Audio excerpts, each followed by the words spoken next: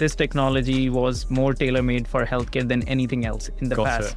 It is multimodal. It can understand, yes, large language model came in, but it is language, text, other things as well.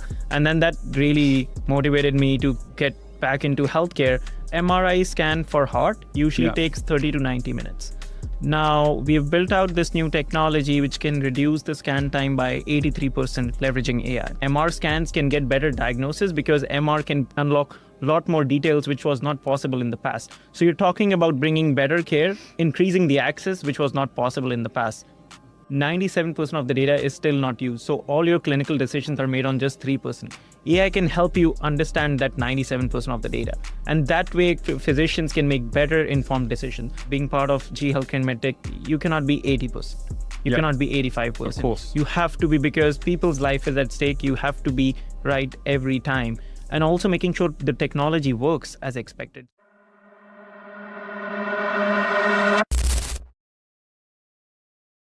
This is a Date with Tech podcast here at the Dubai AI Festival in association with Below the Fold, Launch Foundry, and our wonderful partners, Trescon.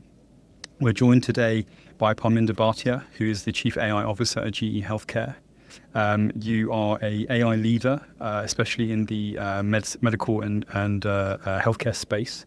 And you've got an incredible background, which we'll touch upon in a moment. We're going to call today's session around precision and progress, how AI can really cut through in the world of healthcare. So you led innovation at Amazon, I saw, and also now at GE. How do you feel the shift has been going from an e-commerce giant and a cloud development giant going into the GE healthcare space? What has been the biggest change for you?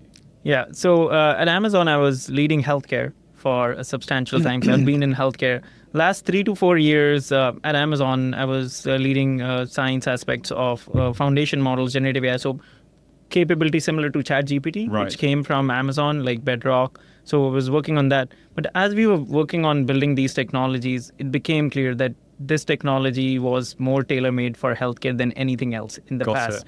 It is multimodal. It can understand, yes, large language model came in, but it is language, text, other things as well.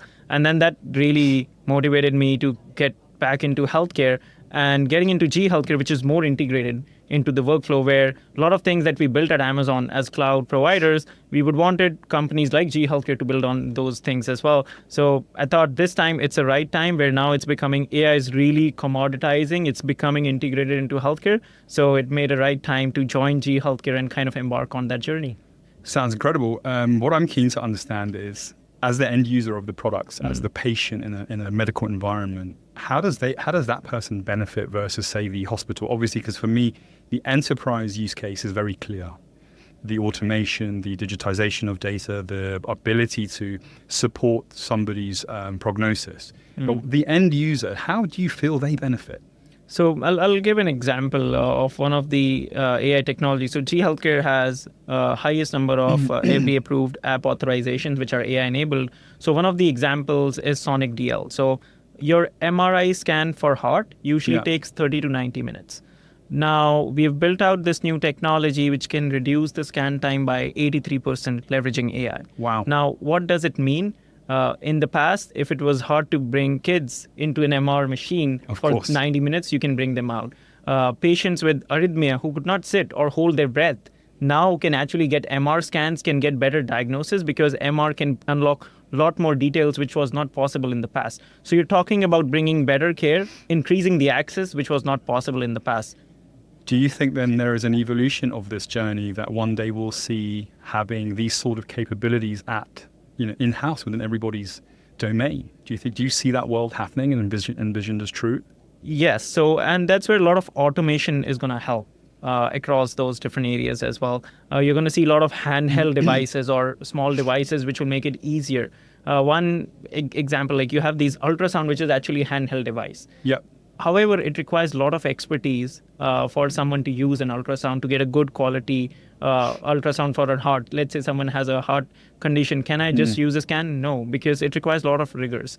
So one of the ways in which AI can be used is like a co-pilot or a navigation kind of an experience. Can it provide like, hey, move a little left, move a little right. Now you have a really good diagnostic quality image. Yes. Now bringing in those technologies, that's something which we built out, but that has a huge implication because now folks, even with less skills and technicality, can use that to get a really high quality image scan as well. So you're going to see a lot more of that.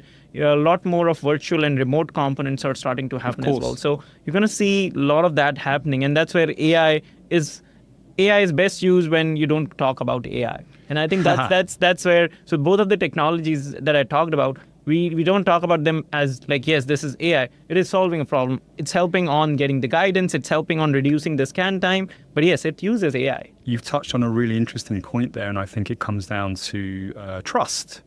And what do you see as the biggest barrier of trust in terms of what you do as an innovator in your industry to help both get clinicians and patients to be part of your journey and have that faith? Yeah. Because obviously, AI does have its downsides, and it has its, there's debate around it, and it's kind of the ethical side of things. But I just want to get your thoughts on that, how to build trust. Yeah, and I think you brought an initial question of like, how does it change for like a medtech company versus a startup or a technology enabler who's building these technologies. One of the things being part of GE Healthcare and medtech, you cannot be 80%. You cannot be 85%. Of course. You have to be, because people's life is at stake. You have to be right every time. And also making sure the technology works as expected. So building an AI algorithm usually is 10 to 20% of our time.